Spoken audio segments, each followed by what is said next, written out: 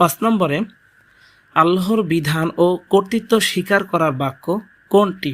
5 নম্বরের সঠিক উত্তর হলো ক, ইমানে মুজমাল। 6 নম্বরে কোন নামের মাধ্যমে আল্লাহর মহানুভবতার পরিচয় পাওয়া যায়? ও 6 নম্বরের সঠিক উত্তর হলো খ, আল্লাহ কারিম।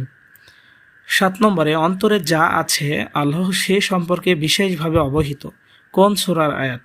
তো মনে রাখবে যে আমাদের যে পাঠ্য বইয়ে যে ছোট ছোট সূরার আয়াত সম্পর্কে বলা রয়েছে, এরকম কিছু আয়াত দেখবা তোমাদের পরীক্ষা এমসিকিউতে চলে আসছে। সেক্ষেত্রে সেই ছোট ছোট আয়াতগুলো তোমাদেরকে মনে রাখতে হবে। 7 নম্বর এই প্রশ্নটির সঠিক উত্তর হলো খ, সূরা আলে ইমরান। 8 নম্বরে সবচেয়ে গুরুত্বপূর্ণ একটি প্রশ্ন রাখা রয়েছে, বলছে তাওহীদের পরেই কিসের স্থান? অর্থাৎ তাওহীদের পর কিসের স্থান রয়েছে? 8 নম্বরের প্রশ্নটির সঠিক উত্তর হলো গ, রিসালাত। 9 নম্বরে